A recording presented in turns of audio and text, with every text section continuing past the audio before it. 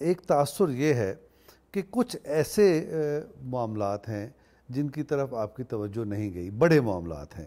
مثال کے طور پہ بڑا معاملہ کیا ہے؟ انسانی حقوق کا۔ تو انسانی حقوق کی ہمارے ہاں پامالی کا سلسلہ بہت زیادہ، بہت وسیع، اور اس کے کئی پہلو ہیں۔ اس کی طرف آپ کی توجہ ہمیں نہیں، میرے خیال میں آپ نے مجھے پورا سنا نہیں۔ میرے تو سارے بیان ہی اسی پر ہوتے ہیں، حقوق العباد پر۔ میرے تو پچھلے 30 سال سے بیان سارے اسی پر ہیں کہ میں نے سوسائٹی میں انسانیت کو ابھارنے کی کوشش کی ہے، انسانی حقوق کو اجاگر کیا ہے۔ اس کو تو میں نے تسلیم کیا ہے، جو آپ فرما رہے ہیں میں نے اسے تسلیم کیا ہے، لیکن اس سوسائٹی میں لوگ لاپتہ ہو جاتے ہیں، آپ نے کبھی اس پہ بات نہیں کی۔ کیسے لاپتہ ہو جاتے ہیں؟ لاپتہ افراد ہمارے ہاں ایک بہت بڑا مسئلہ ہے، عدالتوں میں کیس چلتے ہیں، لوگ جلوس نکالتے ہیں، مظاہرے کرتے ہیں۔ دیکھیں، میرے ذمہ ہے دعوت دینا، آگے اس کی امپلیمنٹیشن تو میرے نہ ہاتھ میں ہے نہ میرے ذمہ ہے۔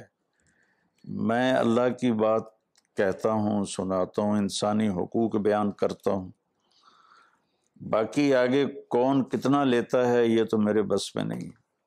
یعنی اگر کوئی خاندان توڑ دیے گئے، کسی خاندان کا سربراہ اٹھا لیا گیا، کسی کا نوجوان اٹھا لیا گیا، یہ ایک انسانی حقوق کی خلاف ورزی ہے نا، اور یہ یعنی حقوق العباد میں آتا ہے۔ تو اس کو آپ نے کبھی مذمت بھی نہیں کی، آپ نے اس عمل کی؟ دیکھیں، ہمارے تبلیغ کا ایک اصول ہے کہ ہم مذمت نہیں کرتے، پازیٹیو بات کرتے ہیں،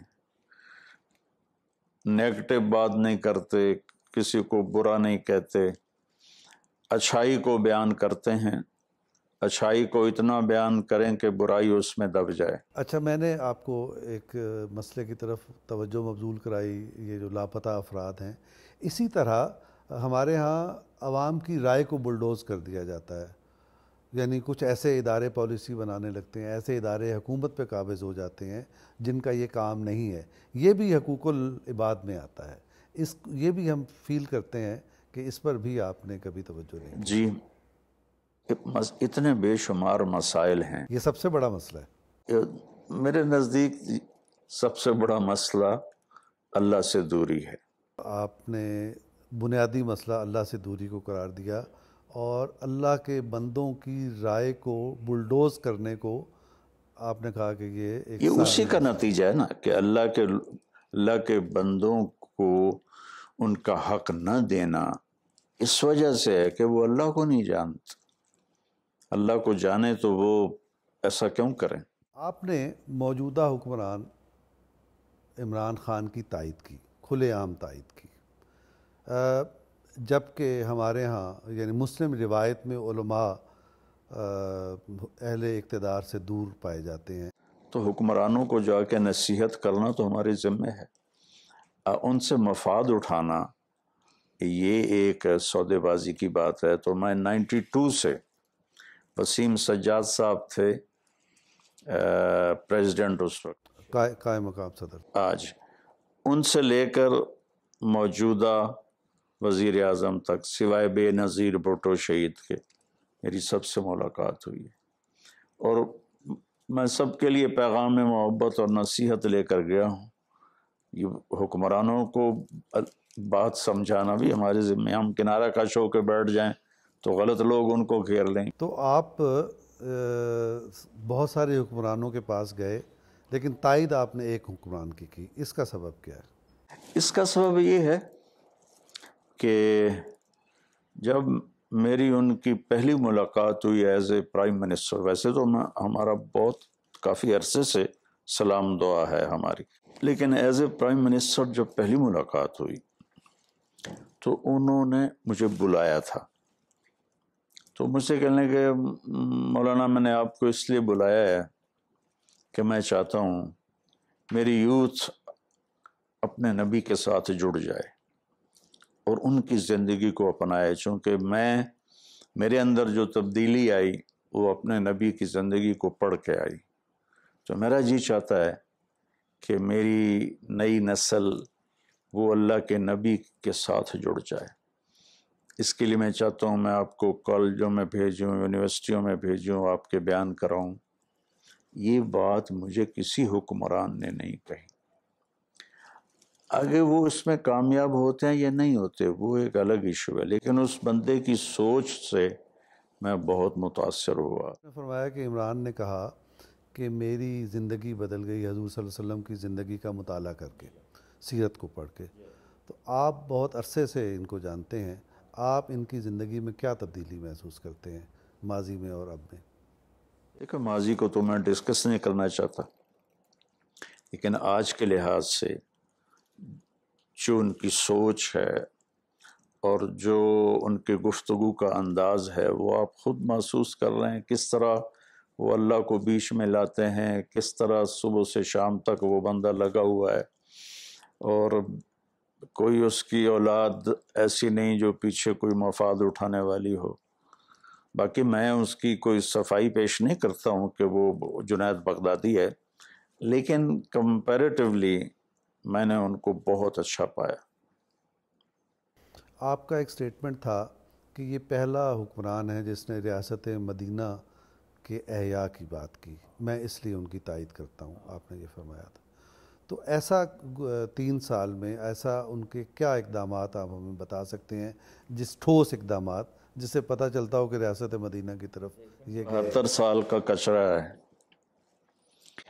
اور ان کے پاس ٹیم بھی مضبوط کوئی نہیں ہے، تو وہ اکیلا اپنی جان سے لڑ رہا ہے. تو اتنی جلدی تو تبدیلی نظر نہیں آ سکتی. میں تو کوئی اقدامات پوچھے ہیں، تبدیلی نہیں پوچھی ہیں. وہ میں اس کے ساتھ تو رہتا نہیں ہوں کہ اس نے کیا اقدامات کیے، صرف بیانات ہیں، میرا تو صرف اس سے ایک ملاقات کا سلسلہ ہے. Face value. جی باقی وہ کیا کر رہا ہے کیا نہیں کر رہا یہ تو جو ساتھ رہتے ہیں ان کو پتہ ہوگا. آپ کے ہاں آپ کی جو گفتگویں ہیں ان میں خواتین کے حقوق پر آپ نے بہت زور دیا، اور خاص طور پہ جو وراثت کا ہمارے ہاں مسئلہ ہے کہ انہیں محروم کرنے کے لیے مختلف ہیلے بہانے اختیار کیے جاتے ہیں. لیکن اس کے ساتھ ہی یہ محسوس کیا گیا کہ ہمارے ہاں ان کی وراثت کو روکنے کے علاوہ بھی خواتین پر مظالم کے بہت سارے طریقے ہیں. مثلا ایک تازہ واقعہ نور مقدم کیس ہے اسلام آباد میں، اس بری طرح ایک نوجوان لڑکی کو ذبح کر دیا گیا. کس کو؟ نور مقدم نام کی ایک لڑکی کا گلا کاٹ کے الگ پھینک دیا گیا. اور ہمارے یہاں ایسے بے شمار واقعات ہوتے رہتے ہیں. ایسے واقعات پر آپ کی توجہ؟ نہیں میں تو صرف وراثت کی بات تو نہیں کرتا ہوں، تو میں تو پوری لائف کو ڈسکس کرتا ہوں.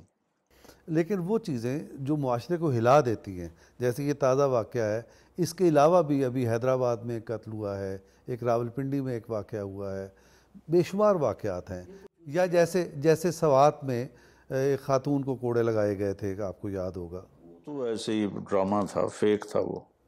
تو ایسے موضوعات آپ نے زیر بحث نہیں لائے. آپ دیکھیں میں کلی چیزوں پر بات کرتا ہوں، فلاں جگہ یہ واقعہ ہوا، فلاں جگہ یہ واقعہ ہوا، میں ان چیزوں پہ بات نہیں کرتا ہوں. آپ کے بارے میں ایک تاثر یہ ہے کہ آپ کا فوکس اداکارائیں اور اس قسم کے لوگ ہوتے ہیں، لیکن آپ کا کوئی ایکٹیو تعلق عام آدمی سے اس طرح سے نہیں نظر آتا. بات یہ ہے کہ آپ کا کیمرہ کوریج دیتا ہے جب میں ایسے لوگوں کو ملتا ہوں، اور جب میں ایسے غریب آدمیوں سے ملتا ہوں تو کون سا کیمرہ آئے گا اس کو کوریج دینے کے لیے. اب آپ نے بھی ایک برانڈ متعارف کرایا جو اگر انٹلیکچولی دیکھا جائے تو یہ عمل سرمایہ داری نظام کی تائید کے صورت میں ہمیں نظر آتا ہے. لیکن ایک مغربی تصور دولت کے حصول کا ہے، اس کو آپ نے اختیار کیا. اور یہ جو برانڈ سسٹم اور جس آرگنائز طریقے سے آپ آئے ہیں، یا اس سے پہلے آپ سے پہلے لوگ آئے ہیں، یہ ویسٹرنائز طریقہ ہے. یہ جو شروع کیا ہے نا، میں کوئی 10-12 مدرسے چلا رہا ہوں، اور ہمارے یہاں مدارس کا نظام ہے چندہ ہم مانگتے ہیں. جب یہ کورونا آیا اور لوگوں کے مالی حالات بہت خراب ہو گئے، تو میں نے پھر اپنی ٹیم سے کہا کہ بھائی دیکھو میں اب چندہ نہیں مانگوں گا، اگر آپ کے پاس ڈونیشن آ رہا ہے اب چلاؤ مدرسہ، نہیں آ رہا بند کر دو۔ لیکن اس حال میں میں کسی سے کہوں کہ بھائی مدرسے کے لیے پیسے دو، یہ میرا ضمیر گوارا نہیں کرتا ہے۔ تو اس پر پھر یہ مشورہ ہوا کہ پھر ایسا کیا جائے کہ کوئی مدرسے کا سورس ایسا بنا دیا جائے مستقل ہو، تاکہ ہم رہیں یا نہ رہیں وہ چلتا رہے۔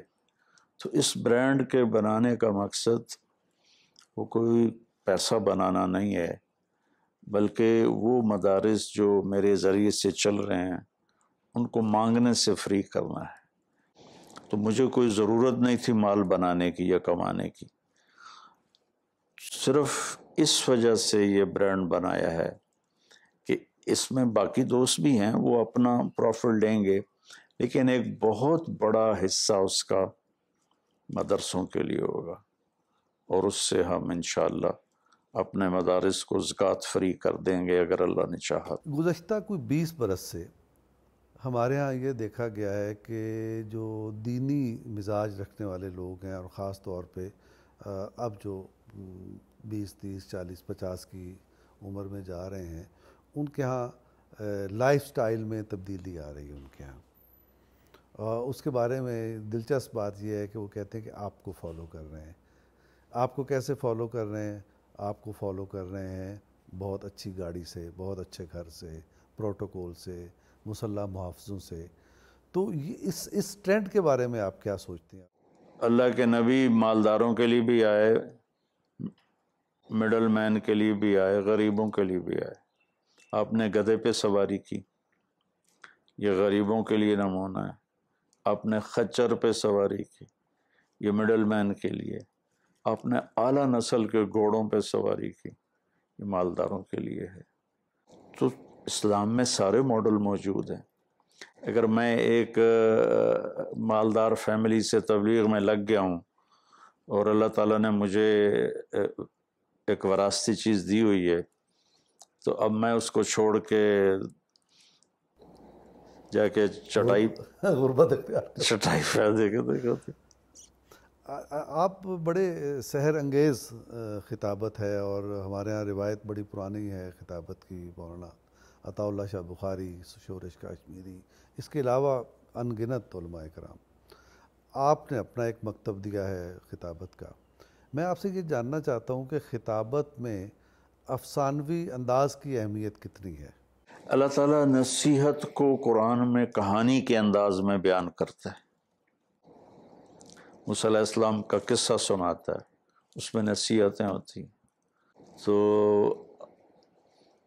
کہانی کے انداز میں چیز اندر جاتی ہے، اس لیے اللہ نے قرآن میں اس میں کمزور روایت کی گنجائش پیدا ہو سکتی ہے۔ بالکل ہم کمزور روایات پیش کر سکتے ہیں۔ کر سکتے۔